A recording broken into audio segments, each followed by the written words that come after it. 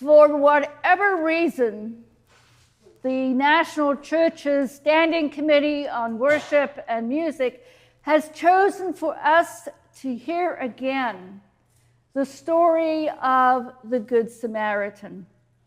A stranger is brutally injured, and two individuals pass by. A third man takes pity and goes out of his way to care for him. We know that because we hear in the story he took him on his own animal to the inn, cared for him, and was willing to come back that same way on his return trip and make up the difference in the payment for care. There's so many takeaways in this story. And for me, it is about the God of love who wants us to live authentic lives of compassion, mercy, and hospitality. And in the parable of the Good Samaritan, we see that play out. Now, we also know throughout the Bible we hear about those same values, especially in the Old Testament prophet book of Micah. Micah 6, verse 8. And this is from the Message Bible translation. But he's already made it plain as to how to live, what to do, what God is looking for in men and women. It is quite simple. Do what is fair and just to your neighbor. Be compassionate and loyal in your love. Don't take yourself too seriously. Take God seriously. And if we look at the NIV translation, it's a whole bunch shorter. To act justly and to love mercy and to walk humbly before our God. Micah makes it quite clear that it is a very direct statement. Micah does not mince his words. We need to act justly, love mercy, and walk humbly before God. We need to take those words to heart if we're going to live out the gospel in the world.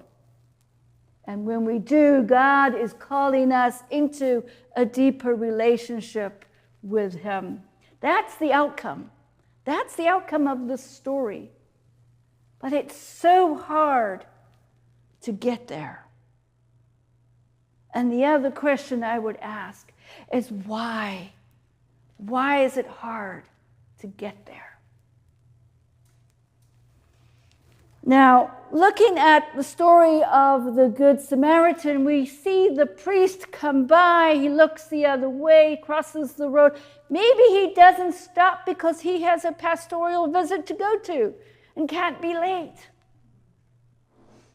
And then we see the Levite of a different faith, choosing not to stop either because he doesn't want to break the conventions of his religious order. Do we not stop because of our own convictions? Our duty is to act and be helpful in times of distress, and maybe, if anything, call 911. And there's a multitude of reasons why maybe we don't do that either. Have we come as a society to a place of indifference, thinking that, the next person who comes along will intervene, will take care of this man? Why is it that we don't intervene?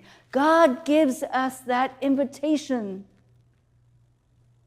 And there are many times when we don't accept that invitation. There are lots of times when we have decision points to go or not go. And I have a story which transformed me because someone decided to go.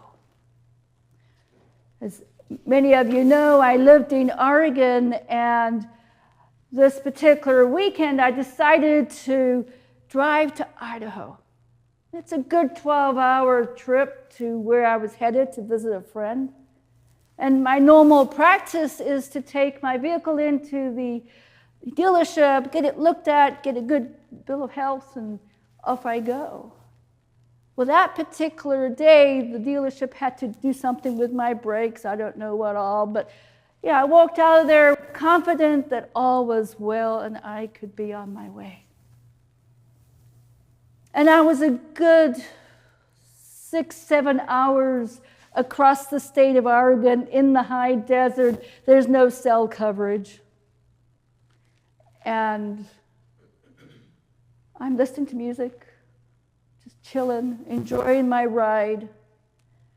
And I see in the rear mirror a van come up towards me, kind of tailgating me and flashing its lights. And I'm like, well, that's odd. I wonder what's up with them. And very soon they pass me. Now, as you all know, when someone passes, they tend to speed up. The van slowed down. What's going on now?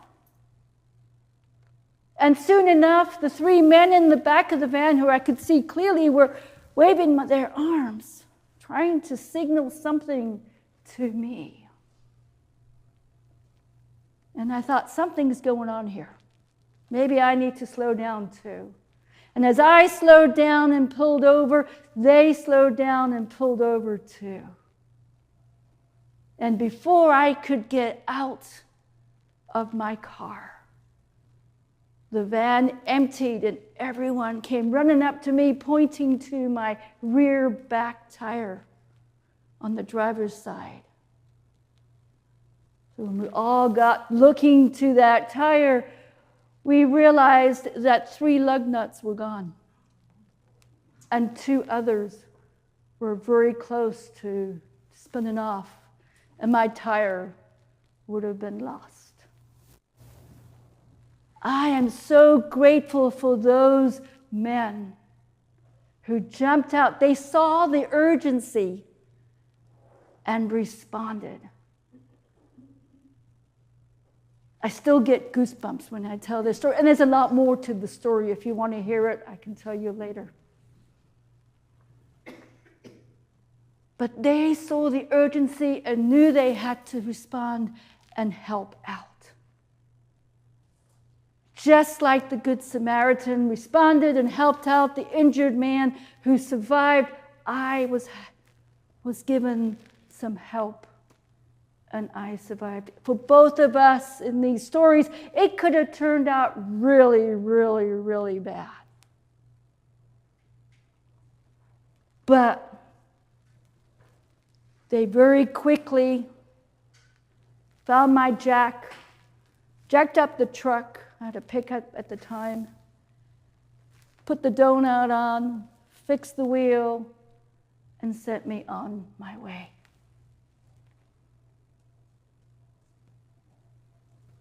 What we gain from these 2 stories is the need that when there's an invitation from God, we are asked to do something. That's the urgency. And for me, it could have ended with my death because I was on a mountain pass. My hope for us is that we would be that Good Samaritan. We will respond. We will see that invitation and that urgency that God presents us and respond. And we've seen that today with thousands who have descended upon Texas to help search for victims or feed the hungry or give out bedding or just to be with the victims.